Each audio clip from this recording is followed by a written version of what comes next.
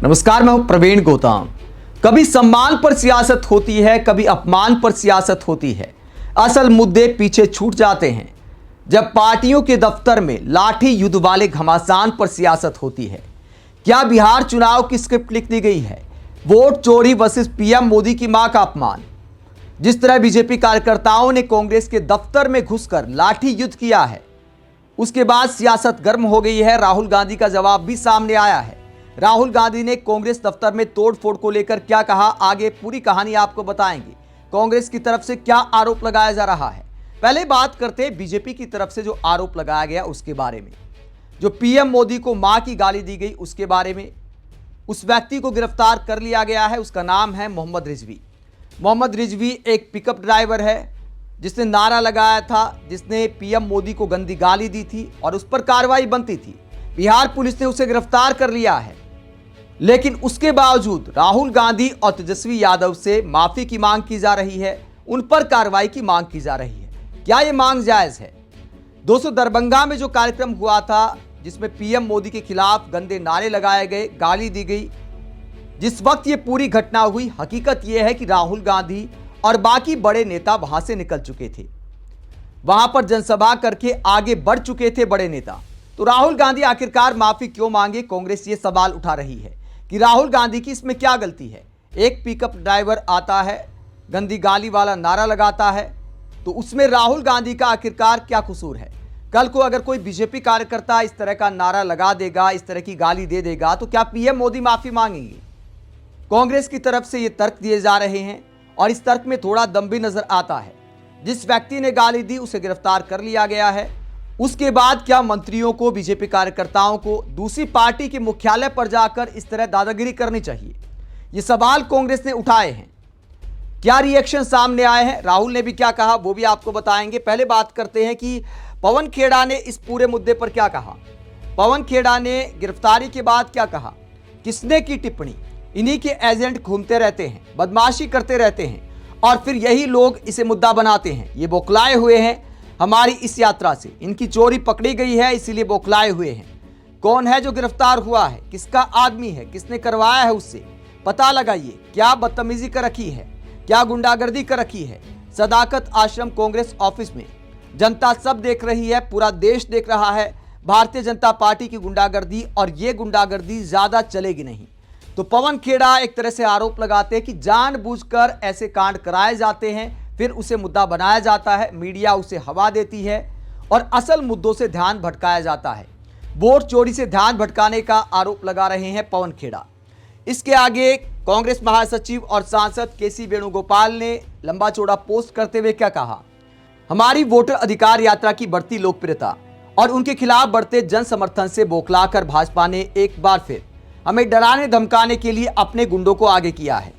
पटना स्थित हमारे बिहार प्रदेश कांग्रेस कार्यालय सदाकत आश्रम पर एक मौजूदा कैबिनेट मंत्री और अन्य भाजपा नेताओं के नेतृत्व में किया गया हमला एक कायरतापूर्ण कृत्य है और ये हमें एसआईआर के खिलाफ चल रही व्यापक वोट चोरी का पर्दाफाश करने से नहीं रोकेगा। भाजपा को अपने पतन और बिहार की जनता के बढ़ते आक्रोश का आभास हो गया है और उसकी हताशा की कोई सीमा नहीं है। किसी पार्टी कार्यालय पर हमला करना राजनीतिक हिंसा का सबसे विकृत रूप है और इसे कभी भी माफ नहीं किया जा सकता है।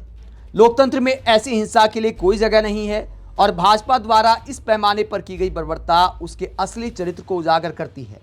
लोकतंत्र में विश्वास रखने वाले सभी लोगों को इसकी निंदा और विरोध करना चाहिए और हम प्रत्येक नागरिक से इस निर्लज कृत्य के खिलाफ एकजुट होकर विरोध करने का आह्वान करते हैं।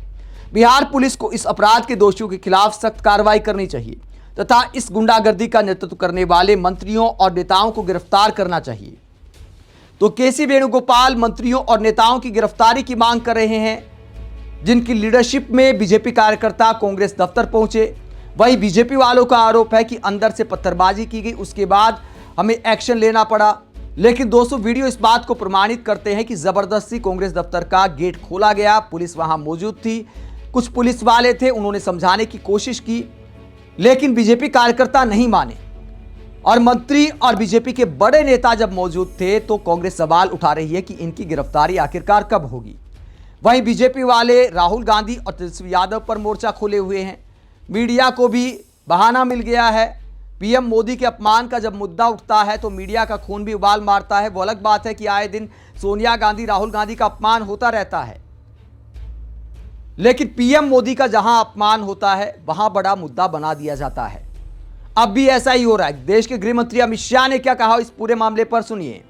अमित शाह ने राहुल गांधी पर निशाना साधते हुए कहा, जिस प्रकार की राजनीति राहुल गांधी ने शुरू की है वो हमारे सार्वजनिक जीवन को ऊंचाई नहीं देगी। ये आज से नहीं है, नरेंद्र मोदी जब से पीएम बने तब से सोनिया, राहुल गांधी, मणिशंकर अय्यर ने प्रधानमंत्री को गालियां दी हैं। तो अमित शाह कहते हैं कि सोनिया गांधी, राहुल गांधी, मणिशंकर अय्यर गाली देते आए पीएम मोदी को।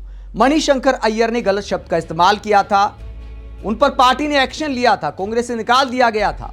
जहां तक राहुल गांधी और सोनिया गांधी की गाली देने की बात है तो ऐसा कोई वीडियो पब्लिकली तो देखा नहीं गया है जहां सोनिया गांधी या राहुल गांधी ने पीएम मोदी को कोई गंदी गाली दी हो।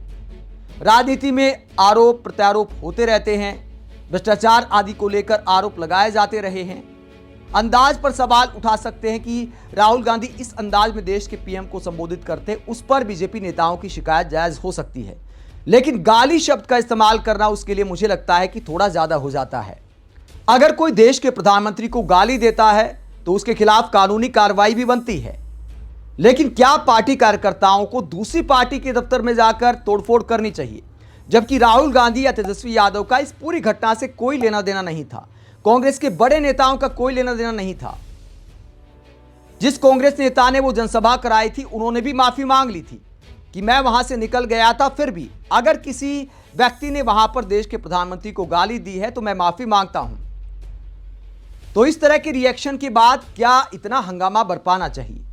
ठीक है, आपने शिकायत कर दी, पुलिस ने एफआईआर दर्ज कर ली, व्यक्ति गिरफ्तार हो गया, एक आध बयानबाजी चल जाती है, चलो मीडिया में एक दूसरे पर आरोप प्रत्यारोप चलता है, राजनीति की जाती, वो भी चल जाता है, लेकिन क्या दादागिरी होनी चाहिए? क्या लाठी युद्ध होना चाहिए दूसरी पार्टी के दफ्तर में? अब राहुल गांधी का रिएक्शन भी इस पर सामने आया है। राहुल गांधी ने क्या कहा इस पूरे मामले को लेकर, पहले पप्पू यादव का बयान आपको सुनाते हैं। वोट चोर पार्टी बीजेपी का डबल गुंडा राज, सदाकत आश्रम कांग्रेस कार्यालय पर हमला, इस बेड़ागर्क पार्टी का बिहार में बोरिया बिस्तर बनना तय हो गया। इसी बौखलाहट में बीजेपी के गुंडों ने सदाकत आश्रम पर हमला किया है, लेकिन उसे पता नहीं है कि कांग्रेस राहुल गांधी जी के अनुयायियों, बब्बर शेरों की पार्टी है। इस बार बिहार में बीजेपी का राजनीतिक श्राद्ध कांग्रेस ही करेंगे। तो पप्पू यादव इस तरह की भाषा का इस्तेमाल करते हैं जवाब देते हुए।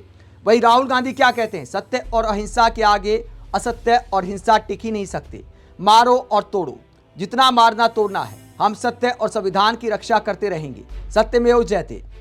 तो पार्टी दफ्तर में हिंसा की आलोचना करते राहुल गांधी और बीजेपी को जवाब देते हैं कि हम अहिंसा के मार्ग पर चलते रहेंगे। आप इस पूरे मुद्दे पर क्या सोचते हैं? जिस तरह पीएम मोदी की मां का अपमान बड़ा मुद्दा बनाया जा रहा है, कमेंट बॉक्स में अपनी राय जरूर दें, साथ ही चैनल को सब्सक्राइब भी करें। नमस्कार।